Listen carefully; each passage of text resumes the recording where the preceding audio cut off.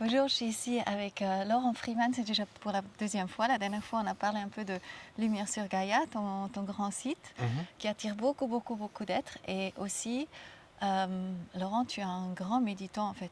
Tu médites quasi toute la journée. Ça dépend, des fois le méditant il est plus là, des fois il est encore un méditant. Voilà, donc on va parler de quelque chose qu'on n'a pas trop l'habitude. En fait, Laurent, il est, en fait, tout ce qui l'intéresse, c'est quelque part de disparaître. Que l'ego disparaisse. Ok, très bien. Disparaître en Dieu, oui. Voilà, voilà, c'est ça. Et tu es un grand adepte aussi du cours en miracle, et donc tu écoutes, ou Ouais, tu lis j'écoute aussi beaucoup. le cours en miracle, oui. Et après, il y a aussi des vidéos qui s'appellent L'univers disparaîtra, De Gary Renard. voilà, que tu écoutes volontiers, où il y a deux genre maîtres ascensionnés qui parlent. Oui, qui est une introduction au cours en miracle qui aide en fait à mieux appréhender le livre. C'est une bonne introduction à un cours en miracle, ouais. D'accord. Et toi, tu es donc ici dans la région de Braille-sur-Roya. Oui. Tu as vécu aussi cette tempête Alex l'année passée, où vraiment tout est descendu. Et toi, tu as eu personnellement un assez grave accident, je pense, parce qu'en vélo, il est parti et il ne se rappelle plus, mais il était tout ouvert. Hein, tu as montré des photos, tu étais tout ouvert. Et puis C'est le corps. Et voilà, alors voilà, donc c'est très intéressant son expérience et je pense que ce sera intéressant de raconter ce qui s'est passé là, parce qu'on va pouvoir peut-être mieux comprendre encore ce que tu vis. il y a des expériences qui sont intéressantes. Comme là récemment, il y a eu un accident de vélo, le corps est tombé. Il y a eu perte de connaissance pendant une vingtaine d'heures. Un réveil à l'hôpital avec fracture du crâne et puis beaucoup de lésions sur le visage. Et en fait, c'était la joie et dès le réveil et aucune douleur. Euh, une joie, une paix constante. Aucune douleur parce que Aucune. tu étais bourré de médicaments? Non, j'avais pas de perfusion ni rien. Euh, et je suis parti de l'hôpital comme ça et ça s'est fait comme ça. Donc tu t'es parti direct, après une journée en fait, tu es parti. Le lendemain matin quand je me suis réveillé. Et quelque part, ça t'a pas fait peur? Non. Rien du tout. Donc tu peux vraiment dire que toi, tu es déjà vraiment, tu considères ton corps, il est plus, ou C'est comment tu comme, peux dire ça? c'est comme un instrument de communication à l'intérieur d'un rêve en fait. Hmm, C'est comme un téléphone pour parler à l'intérieur du rêve. d'accord. Donc nous, on est tous ici dans un rêve. On est dans un rêve, oui. En Moi, apparence. je le crois aussi, hein. Après, je m'éclate aussi à vivre dans ce monde-là et faire les choses, mais je crois qu'aussi à la fin, que quelque part, on est le grand tout. Et puis, effectivement, là, que quelque part, C'est un rêve c'est de un jeu. séparation, Ou ouais. c'est un rêve de dualité, de séparation de la source. Et toute cette souffrance. Et dû à cette cause initiale de la volonté de l'esprit de faire L'expérience de dualité. l'expérience d'une séparation de la source. Et pourquoi? C'est une idée innocente qui a créé ça et qui se termine, enfin qui s'est terminé en même temps que ça s'est créé, quoi, mais qui se revisite comme dans un rêve en fait. Ok. Ouais. Et comment tu vis cette période actuelle? En fait, elle te touche pas du tout? Ce qui se passe sur Terre, tu veux dire? C'est intéressant à regarder, à observer. Déjà, ça concerne les masques, ça parle de la couronne qui est le septième chakra, et qui s'ouvre en fait quand il y a un abandon total du monde objectif, relatif, dualiste, du monde de la totalité de l'univers, de toutes les incarnations. Enfin, c'est la fin du rêve, l'ouverture de la septième.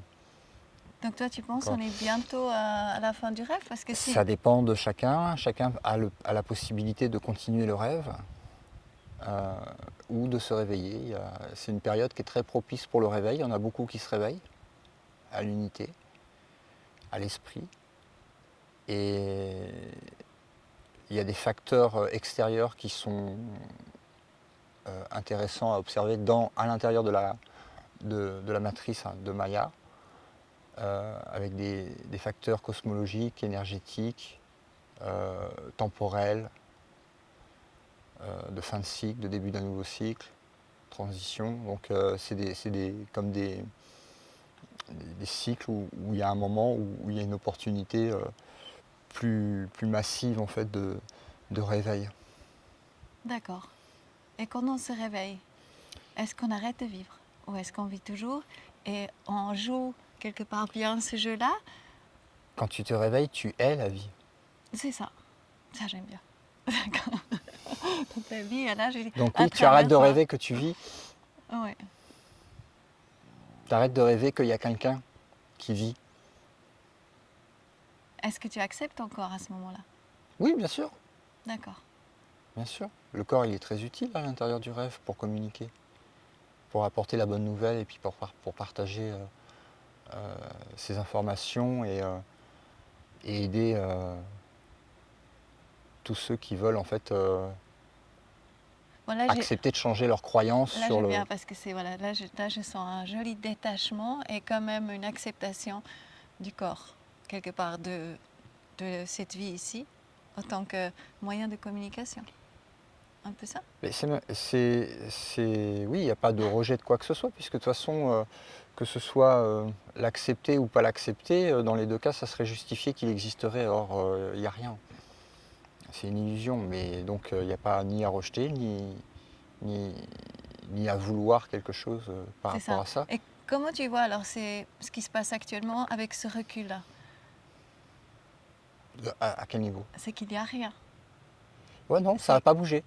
C'est toujours voilà, pareil. voilà, c'est ça. De Les- tout ce qu'on voit, en fait, au lieu de se poser la question ou vraiment se mettre dans le film, Ouais. ben tu dis il n'y a rien ou ça n'a pas bougé. Ouais, la première fois que je l'avais vu, c'était en méditation, c'était aux États-Unis, et rencontré en fait un être qui avait déjà vécu le réveil, qui s'appelle David à Sedona.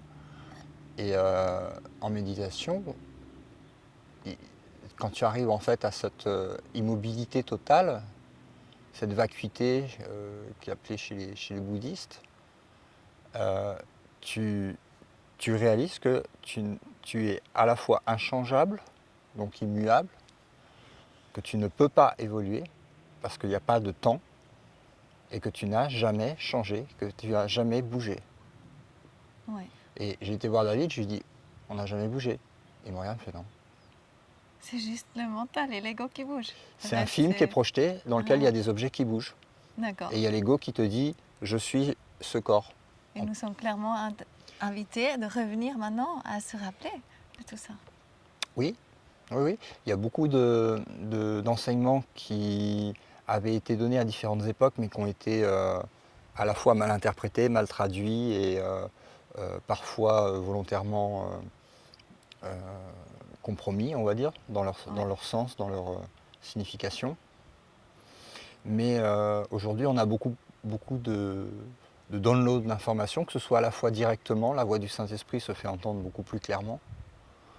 Euh, et puis, donc ça a permis de canaliser des livres comme par exemple Un cours en miracle, ou d'avoir aussi des expériences écrites qui n'ont pas été perverties, comme celle de Ramana Maharshi ou d'autres sages on va dire dans les 100 dernières années qui ont témoigné. Parce qu'il y en a plein qui ne témoignent pas, qui se réveillent, mais qui sont pas, on n'entend pas parler, quoi. Mhm. Et il y a quelque chose d'intéressant parce que je crois dans le cours en miracle, c'est vraiment sur toutes les 2 pages comme ça, on parle du pardon. Ouais. Parce que si on ne pardonne pas, mais en fait il ne s'agit pas de pardonner à quelqu'un, mais il s'agit de pardonner à soi-même parce qu'on a oublié.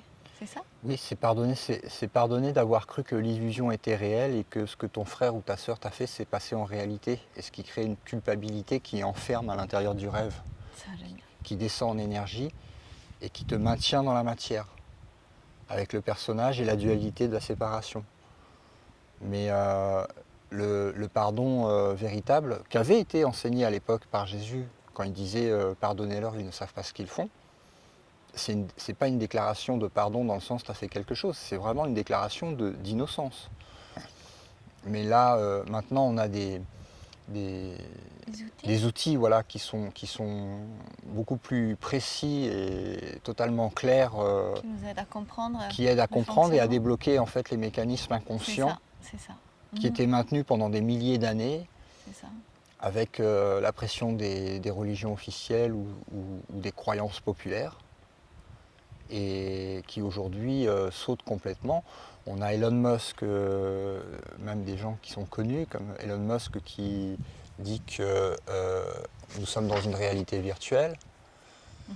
des physiciens qui maintenant nous expliquent que la matière n'existe pas, que le temps n'existe pas, que l'espace et ce que vous voyez est une projection holographique. C'est un peu comme dans Avatar aussi, ce qu'on peut s'imaginer. Euh, oui, sauf que encore dans Il y a Avatar, encore comme un dans corps. voilà, il y a Ouais. encore un corps, il y a encore une conscience individuelle qui joue à je suis le personnage et le corps. Donc il y a un peu de ça aussi parce que ça remonte jusqu'à l'âme, la création de l'âme individuelle, qui marque en fait le début du rêve de je suis quelque chose de séparé de la source. Et donc on est plusieurs. Et donc c'est plus un, c'est la multitude. Oui. Donc c'est le rêve de la séparation. C'est ça. Et ce que tu disais par rapport au pardon, on peut s'imaginer, c'est aussi longtemps qu'on a l'impression encore on doit pardonner à quelqu'un, tu vois, qu'on n'est pas en phase, est-ce que ces blocages-là nous empêchent de vivre ce réveil, tu penses? Donc c'est pour ça que Oui, toutes parce ces qu'il y a une, pages sont consacrées beaucoup au pardon. oui, parce qu'il y a une culpabilité inconsciente, même quand elle n'est pas vue, euh, toutes les critiques qui sont faites au sujet du monde ou ce qui se passe dans le monde, ou une rancœur ancienne C'est ça. avec n'importe qui, euh, tant qu'il y a la croyance que le rêve est réel et que ce qui s'est passé pour de vrai, avec des vrais êtres, on va dire, ça, comme ta volonté est toute puissante, tu es en train de déclarer que le rêve est réel. Mhm. Et comme le corps fait partie du rêve, eh ben, et que l'ego te fait croire que tu es le corps, bah, tu donnes validité à l'ego. Mhm. Alors que la source dit tu es mon fils aimé à tout jamais et je t'ai créé parfait, innocent, pur, infini, inchangeable. Ce que Ça, c'est une Jésus parole. nous a aussi dit quand il a dit On qu'il n'y sera avait fait pas de à son... différence Ouais. On est un seul. entre ce qu'il est et Qu'est-ce qu'il dit? Ouais, on ce que ferait vous les êtes. mêmes œuvres, quelque chose comme ça, il disait aussi. Oui, Et encore plus grand. la puissance de l'esprit est infinie. Mais dès lors qu'elle est masquée par un personnage égotique, elle est éteinte et diminuée au minimum du minimum du minimum. Mhm. Et encore, la dernière question, c'est ma volonté soit faite. Hein, ta volonté soit faite. Donc, moi, j'adore ça parce que moi, j'ai aussi envie, et je me rends compte, le plus on est libre quelque part, le plus ça nous amène toujours aux bons endroits, au bon moment, chez les bonnes personnes. Donc, ça, c'est aussi, qu'est-ce qu'on a à comprendre avec ça? Et le libre arbitre, il donne une illusion en fait à l'intérieur du rêve de pouvoir faire des choix et d'être l'auteur des choix et des actions faites par le personnage. Euh, c'est une illusion totale. En fait, le seul libre arbitre qu'on a, la possibilité de choisir qu'on a, c'est choisir entre la voie de l'ego ou choisir entre la voie du Saint-Esprit. Qui est lâcher prise quelque part et laisser agir à travers nous.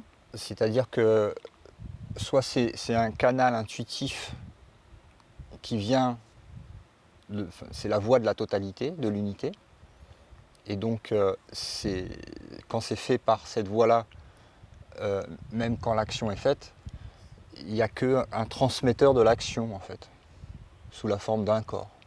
Donc il y a pas, l'auteur, il est au sens large, même si l'ego reprend le truc en disant c'est moi qui l'ai fait. Parce que ceci est mon corps, ce qui est faux. Donc, ou alors c'est l'ego qu'on écoute, et à ce moment-là, c'est la voix intellectuelle de l'ego qui fait la chose, et donc c'est l'ego qui l'a instauré, qui l'a fait. Mais ce qu'on est, l'esprit, lui, quand il est limité comme ça sous la bulle du personnage, on va dire, il a que le choix entre écouter l'un ou l'autre, en fait. C'est comme il n'a pas 36 000 actions possibles, quoi. C'est l'un ou l'autre. Donc l'un projette son film d'individualité et de choix de vie personnel, et l'autre est la totalité qui parle pour l'unité. Ok, merci.